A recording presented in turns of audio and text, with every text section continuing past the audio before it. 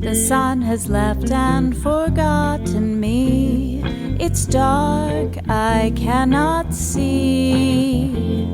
Why does this rain pour down? I'm gonna drown. Your stories don't define you, but how you tell them will. I'm Sarah Elkins, your host and chief storymaker at Elkins Consulting. When I call myself a chief storymaker, I'm referring to the fact that I know that every interaction is an opportunity to make a story to tell later. But the requirement there is being fully present to the moment and also being aware and conscious and intentional in that your actions and your behavior contribute to the legacy you leave behind.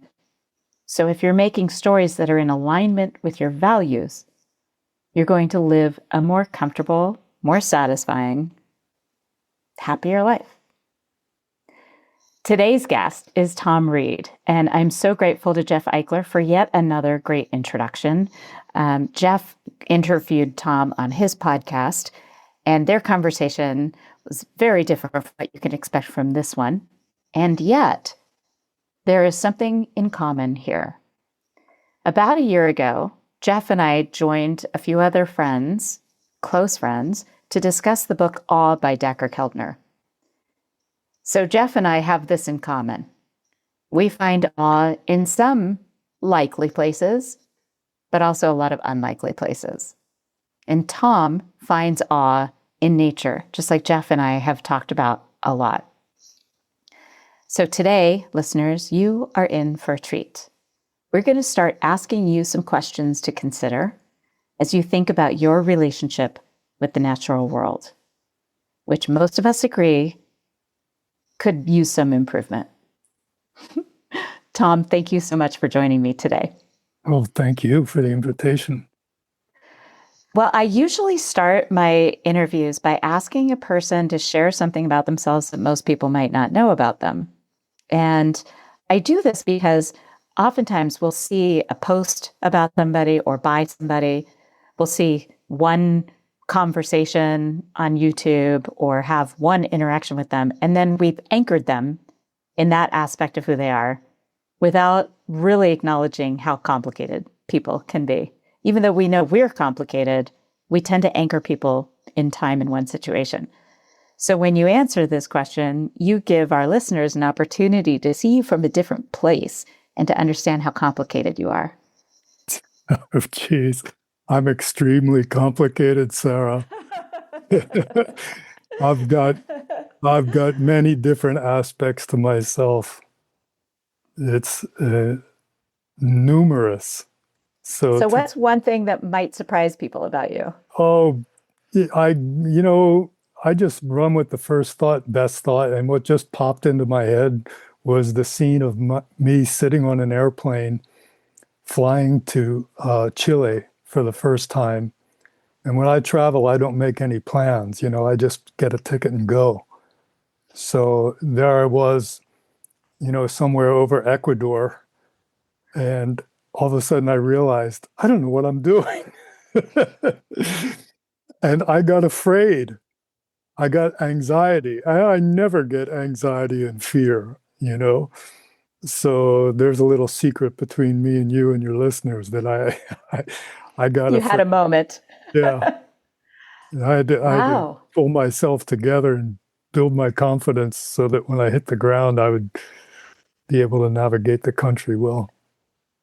Well, that opens up all kinds of conversations in my head. But the first one is, what did you do after you had this moment of panic? And the first thing you did to soothe yourself, the self-soothing that you did. Right. Self-talk, You're good at this. You've done this before. Everything's going to be okay. It always works out, all that stuff. I love that. And I love that especially because as a StrengthsFinder coach, that's the Gallup tool to kind of assess how people approach problems and people. And one of the things I remind people is that you have to look for the evidence. When you have that moment of panic, look for the evidence of, oh, I've been here before, or I've had worse, and I've managed. this thing went sideways and I figured it out. And this thing hit a snag and I figured it out. So looking at the evidence. So I love that. The next part of my question is, when was this and where does it fall in terms of other adventures? Like there had to have been a particular thing that triggered this moment of fear, whether it was from a previous adventure where something went sideways. What was that? Where was this in time, in the timeline of your travels? Oh boy. Well, I'm a storyteller, so it's really hard for me to tell a short story. That's okay. That's why we're here. So as you're asking me this, I'm thinking in my head, I'm trying to decide where to start, how far back to start, It was, I think it was 2006, and I was interested in living in Chile. But what happened was I saw a map of Chile. I was living in Northern California, and I saw a map of Chile with all the wide open spaces on the coast. And I'm a coastal person and a wilderness person, a mountain person, forest person. And Northern California has mountains on the coast, forested mountains on the coast. And I loved it. My Aikido dojo was called Wild Coast Aikido. So I was just so intrigued by these open spaces on the map. So I decided to go there and check it out. And so really I was going there looking, for a place to live. But when I got there, when I got to those big open spaces, I realized they were mostly tree plantations. So they were going to be clear cuts eventually. Oh, I did no. find some little patches of wild forest, and this is all in my book called The Other Side, this whole story. But it ended up that, I was so much looking forward to wild spaces that I left Chile, went to Argentina. I went backpacking around Bariloche in a park called Manuel Huapi in the Andes, and I stumbled into the Club Andino, the Andean Mountain Club, and they had some postcards there when you first walk in of these mountains down in the south, down at 49 degrees of latitude, and they were incredible. So I decided to get on a bus for 48 hours and go down there. You Yeah. really do fly by the seat of your pants. Yeah. So it's 2006. You're in Northern California. You say, wow, Chile looks nice. I'm going to go there. So you get on this plane. What do you think triggered this panic? It was just I'm saying this because, people who know me think of me as confident. Right. Well, and you've traveled. Fearless. You had traveled so much even before that. I mean, 2006 was not, But, wasn't the beginning of your travel experience. Yeah, I don't know. It was just doubt comes, It does. Am I doing the right thing? What am I crazy? I didn't even, I have no plans whatsoever. I have no idea what I'm going to do when I hit the airport. So. And you had done that before, though, right? You had traveled somewhere without any plans? Yeah. I just so appreciate this experience because I gave a TED Talk for the first time last year. It was November 3rd, 2025. And I've been doing public speaking for a long time, and I feel like I'm good at it. And I've been performing as a musician professionally for over 15 years. So when I started this, it took almost over a year in terms of that journey to get from submission to actually standing on the red dot. And I kept thinking that it wasn't that big a deal because it's public speaking. I do that. And then it didn't occur to me until about partway through the journey that this was a really different beast. TEDx is a really different experience from standing on the stage and giving a keynote presentation or hosting a workshop. I think it was 9.5 minutes or something like that. Yeah. Uh, And it has to be really clear. I yeah. mean, and I I had to had a great memorize coach. mine. Exactly, me too. And I had never memorized a talk in my life. I had memorized the first few sentences and the last few sentences, but never anything in the middle.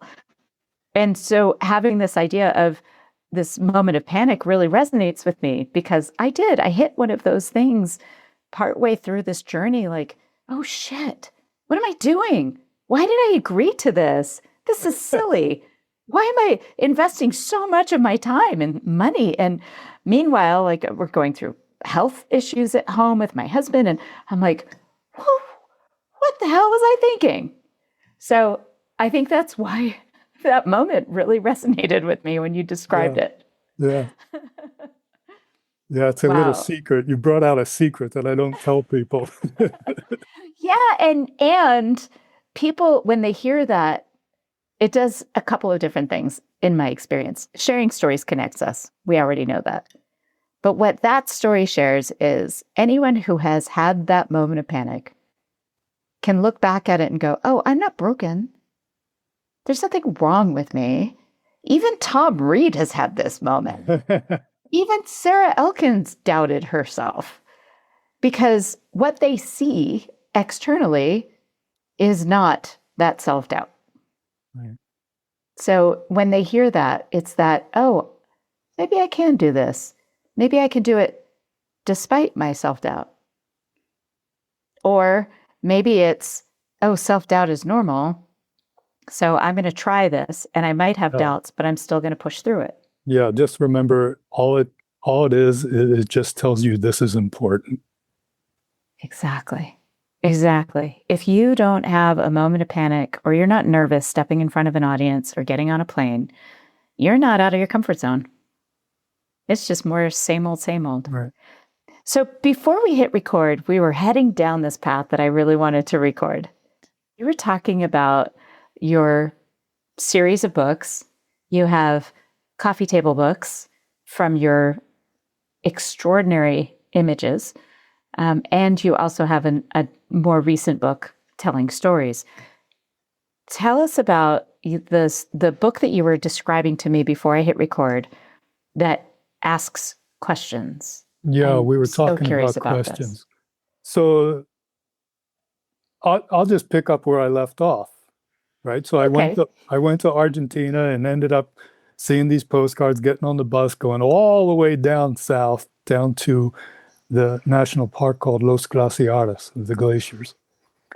And beautiful. I'm backpacking around. I've got this little point and shoot camera with me, and I'm taking photographs. And I come back to the United States a couple months later, and I work on the photographs on my computer. At the time I'm studying tea ceremony. I did that for 10 years with a master of Japanese aesthetics, Shozo Sato, who just died last year.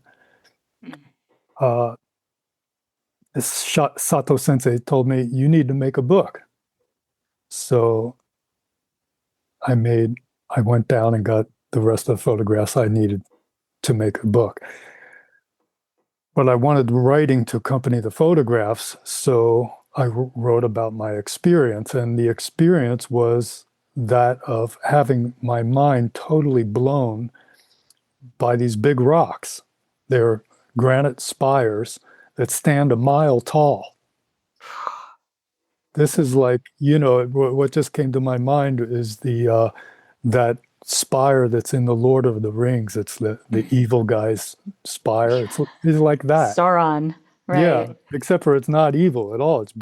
beautiful, you know? But it's that kind of majestic, standing alone, pinnacle spike thing, Cerro Torre, it's called, the tower. So, I've had my mind totally blown, like this is not possible, complete, utter awe that it made me forget myself. It made me forget who I was. I was just so blown away. And so the question in that book is why? Why would this happen to a human? It doesn't make any sense.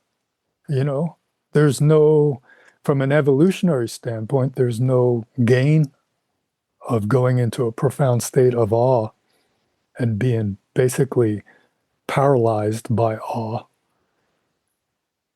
So there's something else going on, and so I just thought about this over and over as I'm tromping around in the back country, getting different views of these peaks, and then I decided that this needs to be recorded, right? So I made that my objective, to backpack to different viewpoints. I'd be studying the topo maps and say, well, I was a surveyor in Alaska, so I understand maps and line of sight. Well, if I get up on this ridge, I should be able to see this view, So I did a lot of that and got a lot of good photographs that way.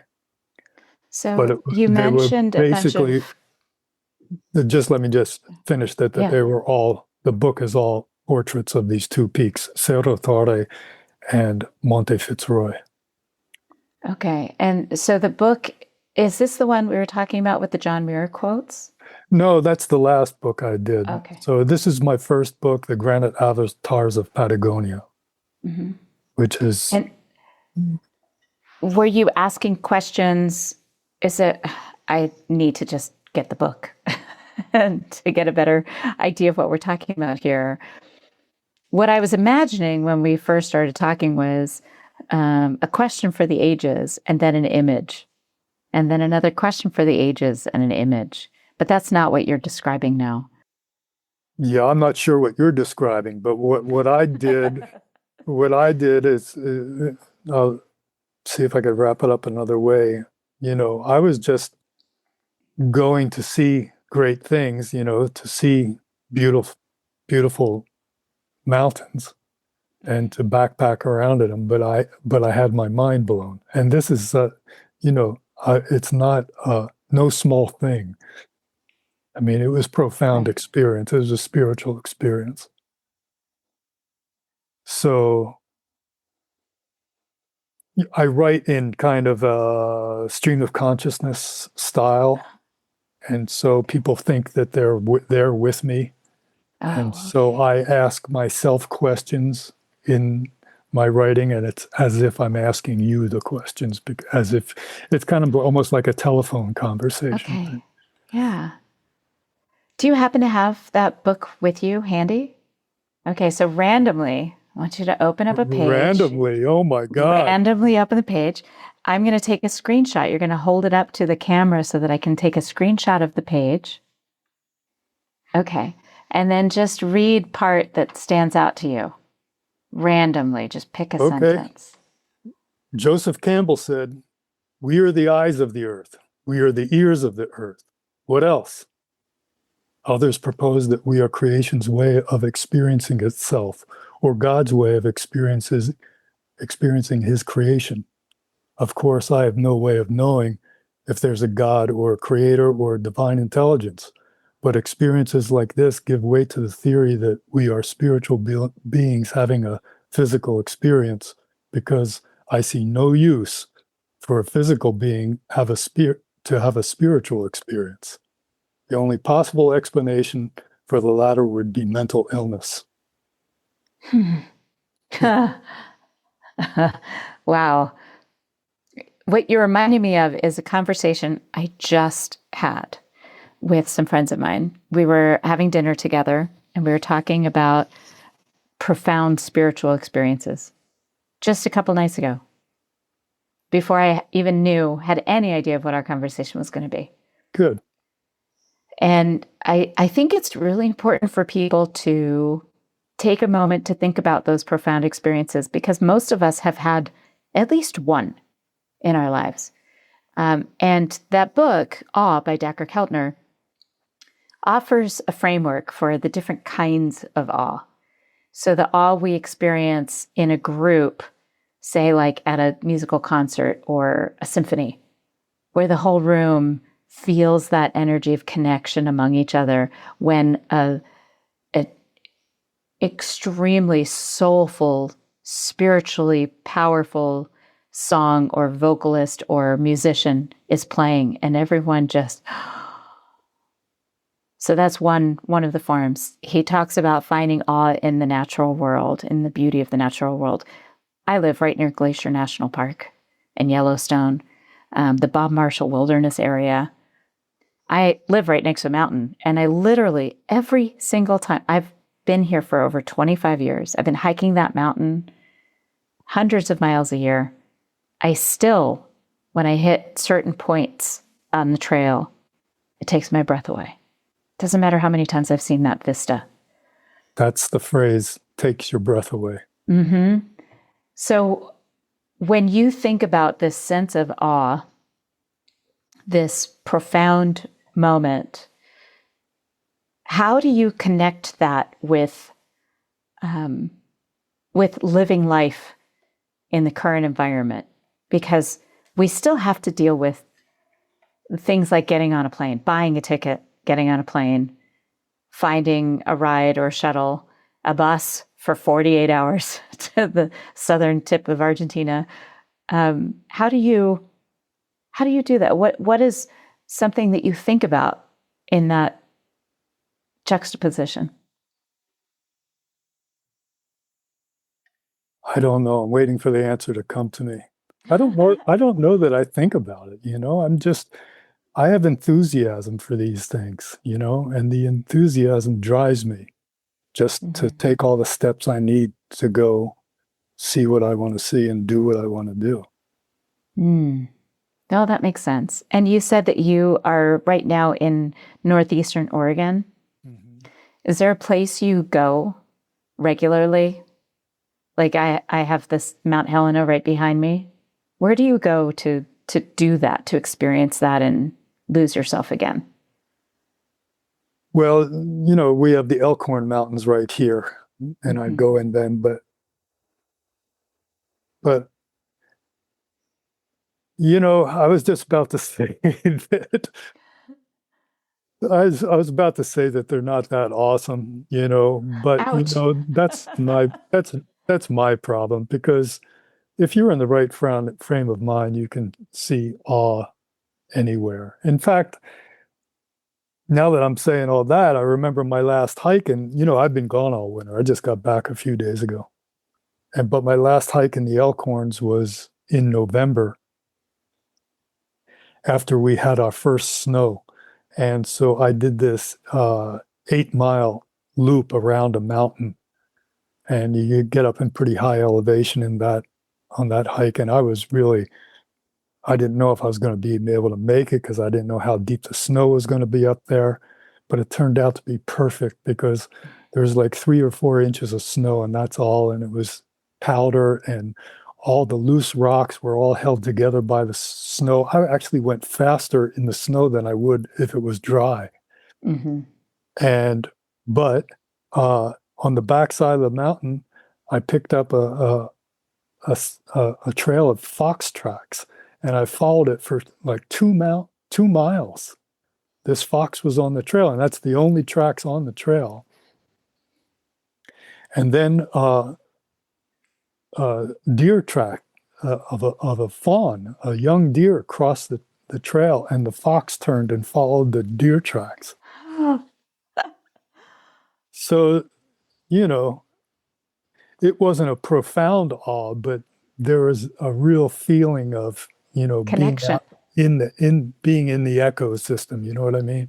Right. And I was so happy just to experience that. And then I got up on the ridge that I had to get on to cross over to the other side, and there was a family of elk had traveling along the ridge, and there was their tracks there. So that's it. It's not the profound awe that I write about in the Granite Avatars, but there's something that really feeds my soul from those kinds of things. So the reason I was going here was that there are a lot of people that don't know where to start, or they can't necessarily. They have some sort of limitation in terms of experiencing the natural world, unlike you and I, where we live in a place where it's easy access. So the reason I was asking that is that I would love our listeners to consider where they can go to experience any form of awe, but particularly with the natural world. And Yeah. what I've noticed is that when I'm feeling really disconnected or frustrated or had an argument with my spouse or whatever, I go outside and I don't have to go far to find a tree. And so I might just go to the big old apple tree in my own yard, or I'll go up a couple blocks to a big pine tree, and I will literally take my gloves off and put my hands on the tree and just touch. And that's where it doesn't matter what else is going on. That connection to the natural world is what grounds me, literally. It connects me to something that's far bigger, far greater, far more important than my little life. Yeah, well, you answered the question. And that really is that it's not about going somewhere, which I highly recommend. Yeah, me too, for sure. But you can go somewhere and not have the right attitude, and you will not experience awe in the most awesome place in North America. Right. Whereas you're experiencing it in your backyard. So you have to have the right attitude. And that's why I was joking about myself when I said that the Elkins were not that awesome, because I was trying to compare it to, the granite avatars of Patagonia, and that was a wrong thing to do.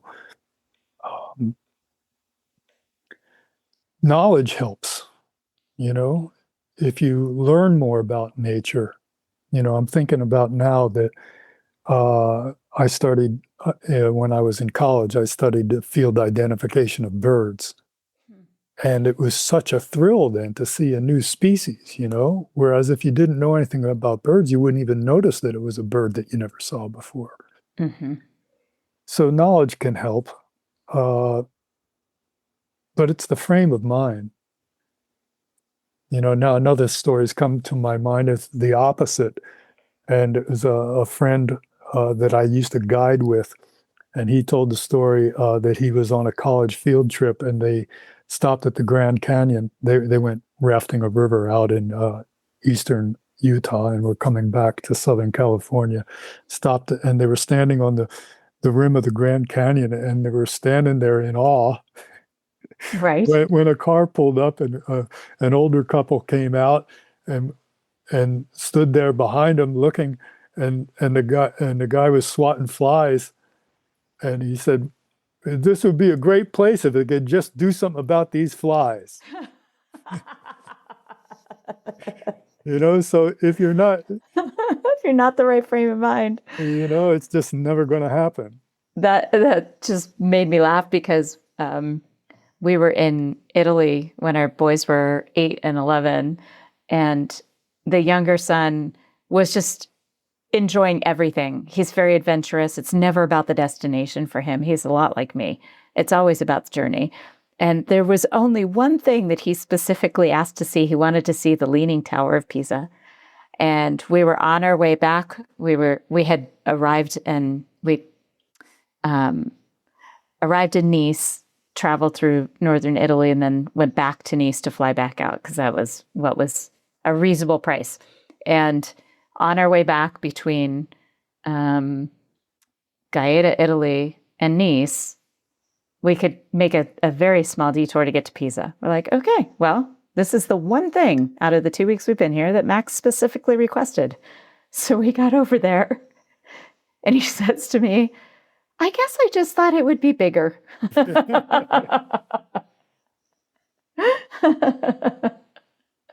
But it was still pretty amazing to look at. But yeah, I get that. I thought it would be bigger. So tell me, when you think about the early part of your life, one of the things I think about a lot is the fact that I never really considered myself outdoorsy, which is ironic, because all of the pictures that my mom has of me as a little girl, almost every picture is me outside. I always preferred to be outside over inside, except in maybe middle school when I wanted to watch TV. But basically, I spent a lot of time outdoors. So I can't really pinpoint when that shifted for me. But I do remember loving hiking, even though I didn't consider myself outdoorsy. But it was a big aha moment for me a few years ago when I had new headshots taken with my dog that we had, our previous dog. And my mom sent me a picture of me when I was 3 years old, outdoors, under pine trees, with our Old English sheepdog. Huge smile on my face, wind is blowing my hair, 3 years old. And then you put it right next to this other picture that was taken in probably 2019 or 2018. And it's the same girl outside. And I looked at that and went, oh, I've always been this way. So tell me about your exposure to this. Was it from your parents? Was it the way you grew up? Tell me about your exposure to this choice to spend time and be awed by the natural world, to connect with it. I don't know if it was a choice. I was just being me. Mm-hmm. You know, my parents had no interest in the outdoors. I grew up on a little sandbar, you know, a barrier island in southern New Jersey.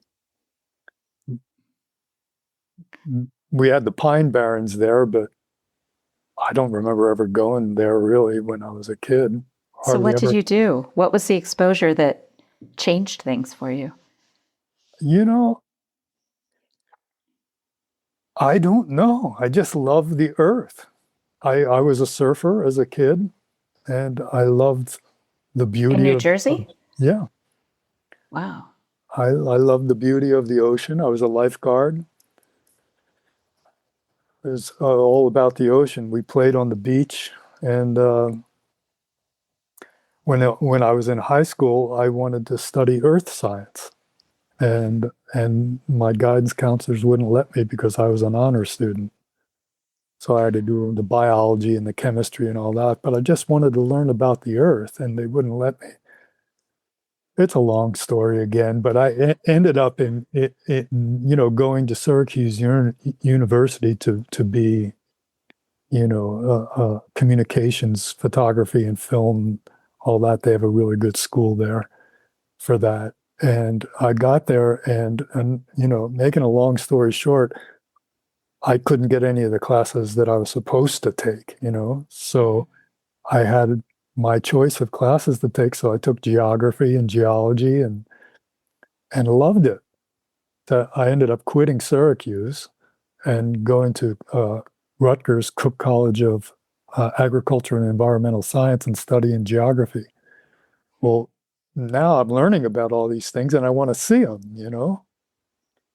I want to I want to see all the different kinds of mountains and the way things erode and karst topography and alluvial fans and glaciers and all these things. I wanted to see them. So I don't know where I mean, you can do that from a car though. I don't know where, I was very physically fit and strong. I was on the high school varsity eight that won the Henley Royal Regatta, which is basically the world championships of high school rowing. So I was strong and in shape and also had confidence from that. Mm-hmm. So I guess you put that all together, and I just started backpacking a lot on the Appalachian Trail when I was in college. I quit crew so I could go backpacking and canoeing. I would take canoes and find these big stretches of wilderness rivers on the East Coast and do them. It just kept going, and because I was a lifeguard, so there's a South Jersey tradition of rescuing people with lifeboats that you would Mm-hmm. row through the surf. So having rowed lifeguard boats in the ocean for 6 years, it was really easy for me to get a job as a whitewater rafting guide. Wow. So who inspired you? Because it didn't come from your parents or growing up with your family. Who were the people that really made an impact on what you decided? Did you have a teacher that No, really? nothing. I was blazing the trail by myself, Hmm. you know. I'm sure, I read about people. Like I was a member of the Sierra Club in the 70s as a teenager, you know. That's So, early for the you know, Sierra Club. I'm trying to think of places that I might have read about some people, and so that came to mind, but I don't know. Did you meet anyone in the Sierra Club, an adult who was surprised to see No, you there? no, there was no chapters of the Sierra Club anywhere near me. No.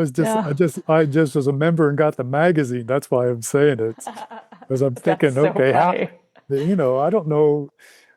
Once I got into it, I guess, you know, in college, I was at the School of Agriculture and Environmental Science, right? So I was hanging out and living with forestry majors, wildlife majors, and these people did those kinds of things, although I ended up doing more than all of them, you know? Mhm. I ask these questions because oftentimes the people that are listening to different podcasts are curious about how to get started or how to get their kids interested or Well, what can they do about things, what small step can they take. And so I often ask about who was an inspiration so people can look for mentors and guides and they can yeah. choose Well, that learning and curiosity that you mentioned earlier.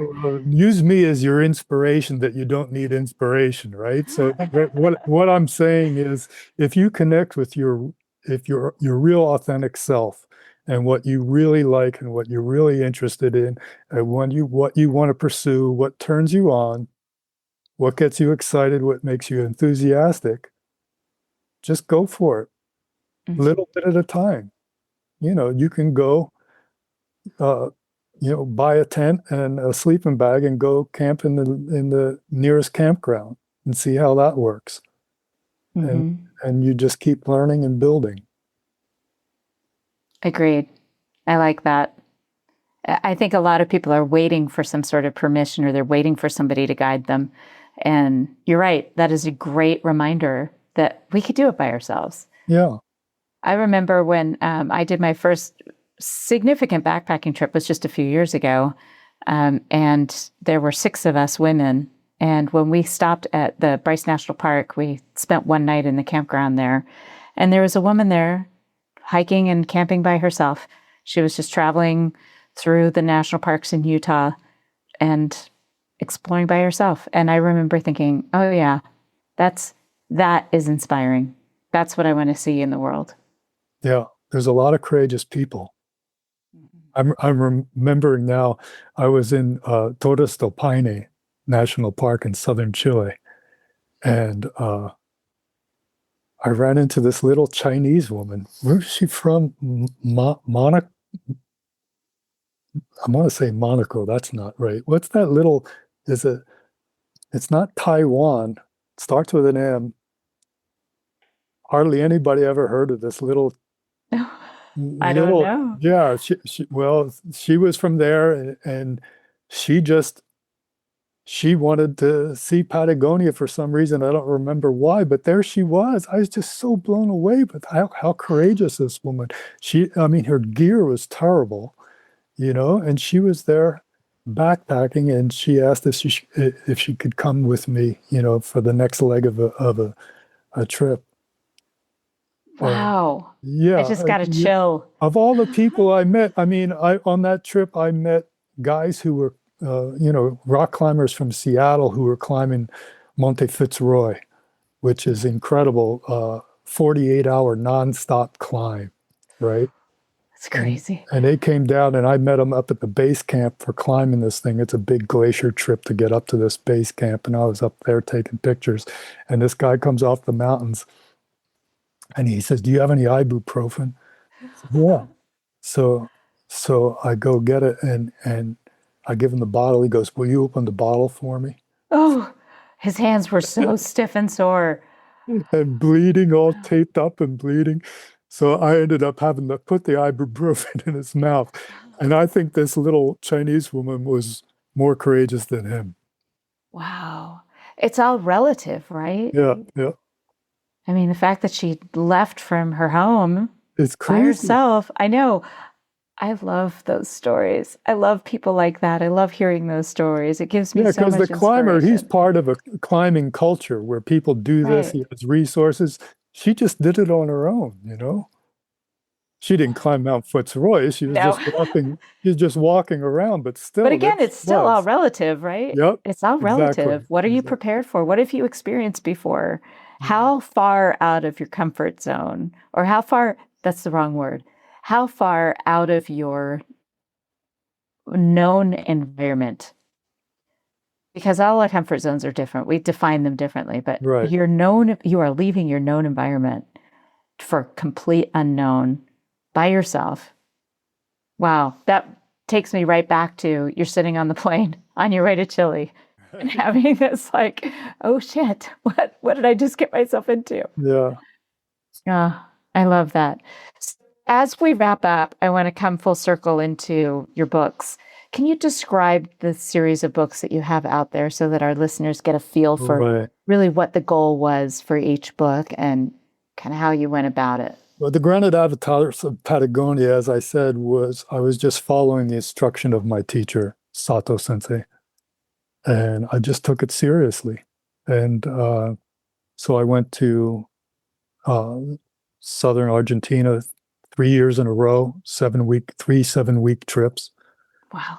and got the photographs I need to create this book. And things all fell into place to make this book incredible. When I look back at it, I can't believe how lucky I was and how things just fell together. Mhm. And so that's why I call it my flagship book. It's a big hardbound 10 by 12 Wow. 100-page book. Then what did I do next? I think the next thing I did was, well, the feedback for the writing in the book was as good as the photographs. So that gave me the confidence to write, because during these trips, I was keeping a journal the whole time. So I wrote the story of my travels. And so that's a book called The Other Side, which is a little paperback, whatever dimension those are, Mhm. 4 by 6 or Standard, whatever it is. right? Yeah. 400 pages of just my Wow. travels. Yeah. That's not a little paperback. Yeah. Yeah. And does Like I that said, also have photographs in it? no, Or no photographs. it's just the journaling. It has some hand-drawn maps in it. That's cool. And you said you have 3 or 4 books. Yeah, so then the next book I wanted to make was the view from my cabin in Alaska. I still own the property up there. I still go up. In fact, I just bought a flight today. Oh. I go up there every June. I have a cabin that has the most spectacular view of any building I've ever been in. And it's an activity to sit on the balcony of this cabin and just look at the view. I can sit there. When I get up there, I just sit there for hours.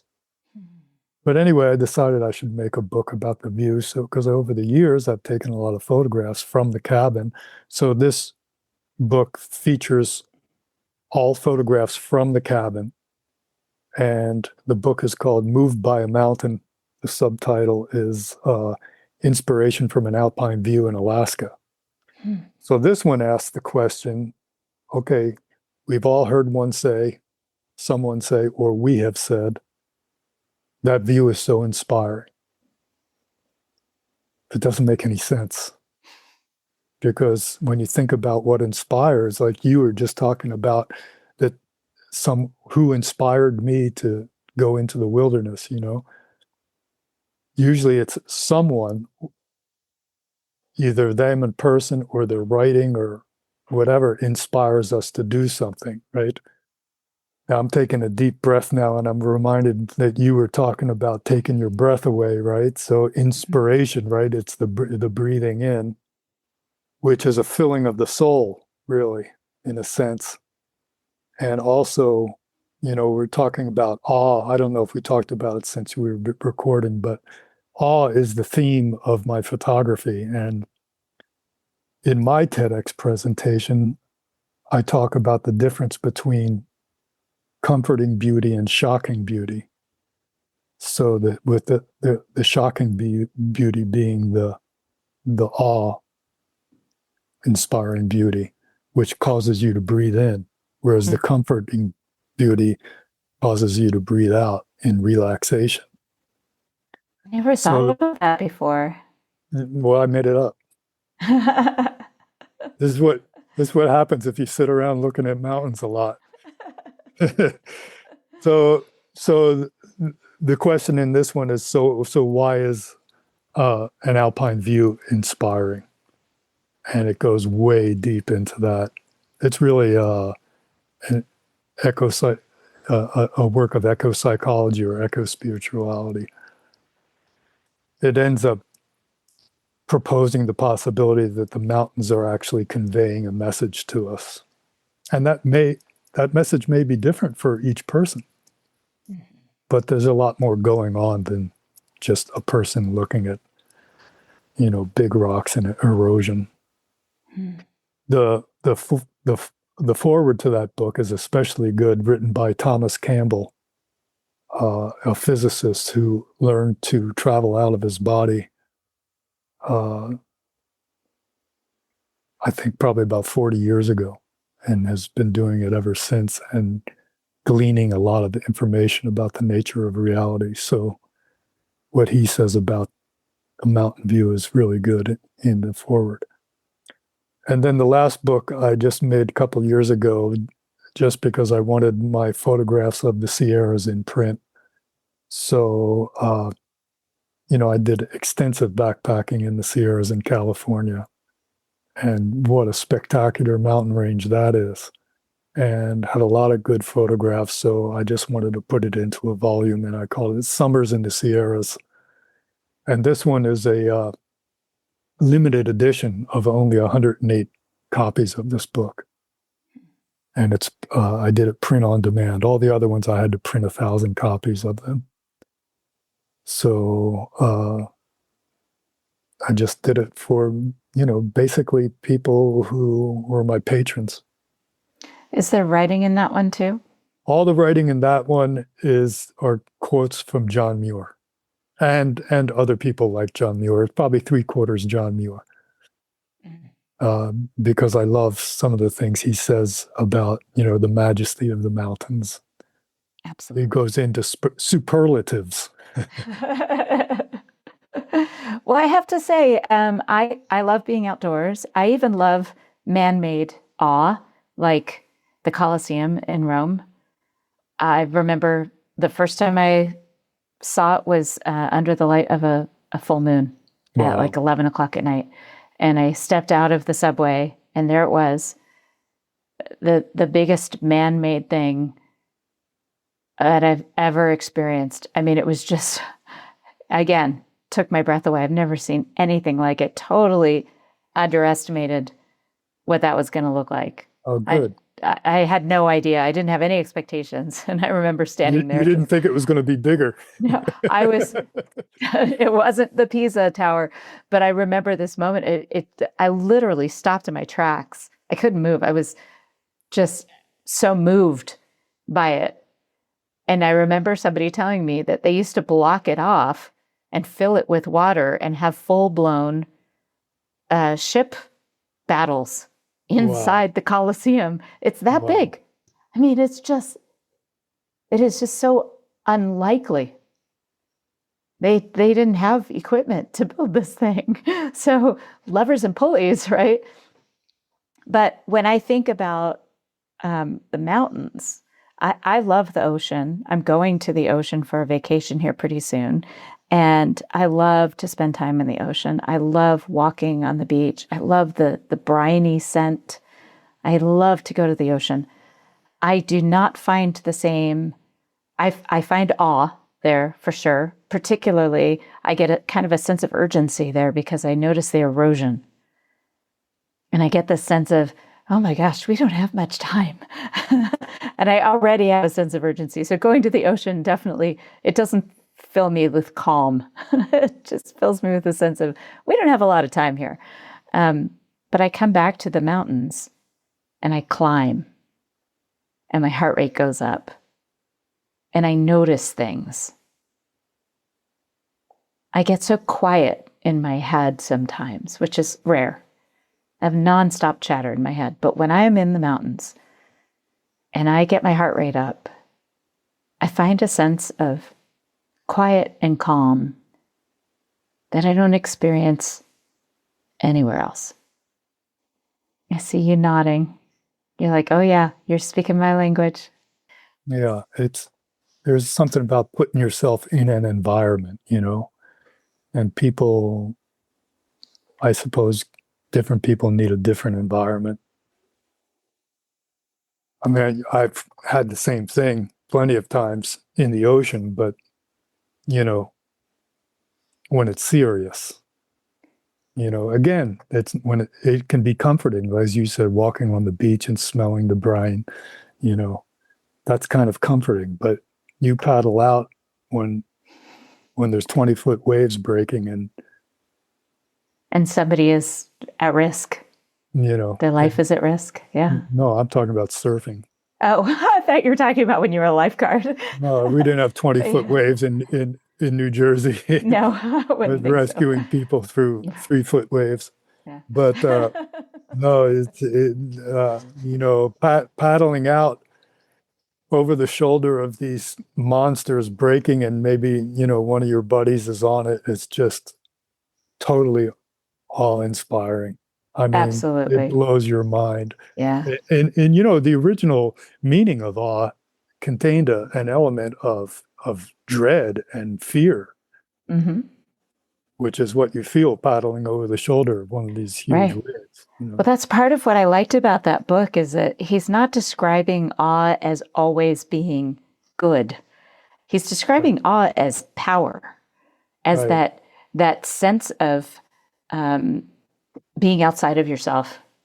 All right. I know I read the book a long time ago. I haven't seen it, so I don't know what happened to it. I guess I may have lost it. But I may have learned this from him, is that the definition of awe evolved over the years. Mm-hmm. In the beginning, it was all about fear and dread, and it reminds me of the biblical God, where you're a God. That's what I was going to say. Yeah. A biblical reference. But well, I go into this a bit in the book, Moved by a Mountain, how man's attitude towards the mountains has evolved, especially over the last 300 years or so. Mm-hmm. So the meaning we ascribe to the word awe has also changed. Mm-hmm. I joke about it in the Granite Avatars that the kid at the cash register at the grocery store tells me it's awesome when I give him exact change. So it's just we don't have that word anymore. When you start doing that, then it makes the word powerless. Mm-hmm. Until they've experienced it. I still say the word awesome when I'm referring to something nice, something cool. But yeah, I hear what you're saying. Please, please try not to. Tom, this has been such a treat. I've really enjoyed this conversation. So thank you for taking the time and joining me with this. Thank you. I really appreciate it. And it's happy to talk to a kindred spirit. Absolutely. Listeners, links to Tom's books and following him and all of the information he provided to me, some images are available at elkinsconsulting.com on the podcast page in the show notes associated with this episode. So don't hesitate to take a look. See what we're talking about. Be aware of what Tom is describing in his books. I encourage you to do that. All right, listeners, now it's your turn. What will you do to experience awe? I am going to give you one chore, one piece of homework, one suggestion at the end of this episode, is to find an opportunity to experience awe. That could be watching your child do something for the first time and have them be very proud of themselves. I can tell you, I had many of those experiences when my boys were growing up, and they had a realization as basic as finding their own thumb when they were infants.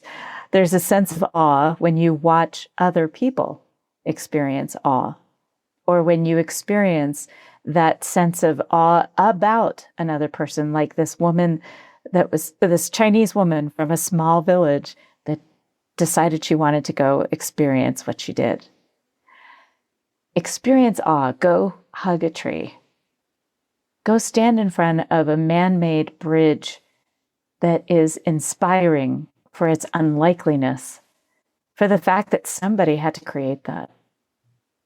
Watch that daffodil start to bloom and realize you didn't have to do a thing to it to make it show up in all its full color. Find awe, remember it, and consider that desire to find awe as part of your connection to the natural world and your humanity. Thanks for listening. Smile, what's the use of crying? You'll find that life is still worthwhile if you just smile.